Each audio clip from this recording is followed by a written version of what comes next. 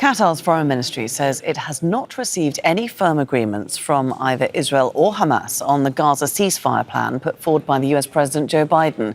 However, ministry spokesman Majed al-Ansari says he's positive it is moving in the right direction. We haven't had concrete approvals to the suggestions on the table by both sides.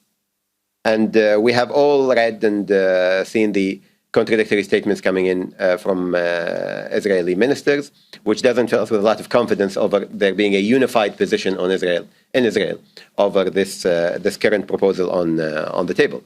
However, we can see also that there is a positive momentum building up within both sides. As you said, the statements from Hamas were quite positive, although falling short of a commitment to the language and asking for more clarification. But they were positive. We have also seen positive movement in Israel, where the government is meeting right now, and that there are discussions over accepting the proposals on the table. Well, our correspondent Baig has more from Qatar's foreign ministry in Doha. Now, what we've heard from the Qataris is a cautious approach. Now, what they have been saying is that there is no concrete proposals from both sides, there's no agreement, but also they've said that they've heard contradictory statements from Israel, which shows that Israel doesn't have a unified position and that this doesn't give Qatar much confidence in the process. But what they did say is that they are seeing a positive international momentum led by the United States to get both sides to agree to this agreement. But what we heard from the White House was that they are blaming Hamas. They said that Hamas is the obstacle to this agreement. Now, that's not what we've heard from Qatar. Qatar said there's no concrete steps from both sides, but there have been positive statements from Hamas, but it falls short of accepting an agreement. Now, in the past, we have heard from Qatar that one side clearly wants to end this war, and one side clearly wants to continue this war, meaning Israel. Now, that's not what they're saying now. They're urging both sides to come together to stop this war, although they say that there is no concrete timeline or whether it will actually happen. Baig, Al Jazeera, Doha, Qatar. Well, Sultan Barakat is Professor of Public Policy at Hamad bin Khalifa University, joins us here in Doha. Good to speak to you again, Sultan. We've got Hamas saying that Israel is not serious about this deal and that the ball is not in Hamas's court. Does that suggest that they are likely to accept Biden's peace proposal? Well, they came out early on yesterday, in fact, and they were positive from the beginning. And as we said earlier, I think what has been offered is not too far from what they had already agreed to some 10 days ago. So from Hamas's perspective, I think it is very clear that they want to see an end of war. Now, the worry, I think, on their mind is when they read the details and they compare the statements. Netanyahu's statements to his audience, he says different things to different people. His message to his far right is very different from what he says to the rest, to the United States, and so on. That is confusing. Also, the United States language, they talk about the possibility of Israel going back to war if Hamas fails to implement the terms of the agreement. And you can imagine that their capacity, no doubt, has been reduced, not just the military capacity, but also the governance capacity. Until today, Israelis are still going after their policemen on the street. They go after the public service within Hamas. That would make it very difficult for them to guarantee anything on the ground in terms of a ceasefire.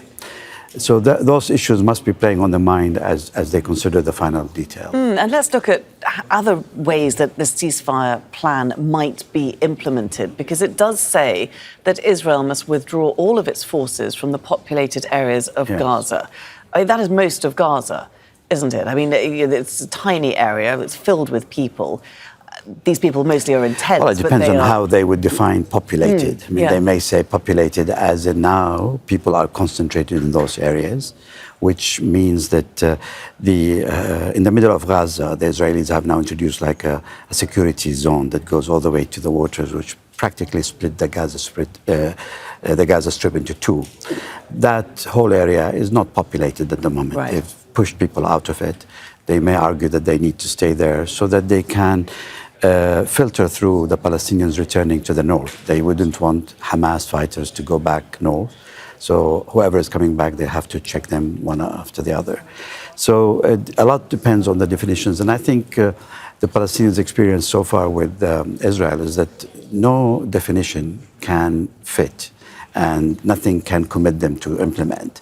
They're doing all what we see they're doing now, following the second call of the ICJ for them to explicitly not kill civilians in Rafah. It was unequivocal. It's a very clear decision, and they're still pushing for it. And Biden, unfortunately, although he's trying to lobby the international community, the G7 came out in support of his plan. The Arab ambassadors did the same. He has the leverage in his hand. He has the key. He can actually threaten to stop at least supplying weapons, never mind cutting the financial aid or protecting Israel at the Security Council. So now they're trying to get the international community to approve it. He's taking the decision to the Security Council as well. But all of this really playing around the edges. The real instrument that the United States has is to stop supplying Israel with weapons so that they understand there is an end to this. I mean, that did happen, didn't it, during the sort of Rafah invasion in those early days? Yes. No, they didn't stop. I don't think they stopped. They certainly threatened it, and it had an impact. So why are they withholding that card now? Well, I think partly because he saw the power of Israel in Washington, D.C. I mean, he's in the middle of this, and Netanyahu was able to get an invitation from Congress using the Israeli lobby in Washington to go for a fourth invitation, fourth time to address the Congress. Never happened before. In the middle of all this and against the wish of the ICC, or at least now that, the request for an arrest warrant. So he must be fully aware of the fact that he has to delicately balance the Israeli interest.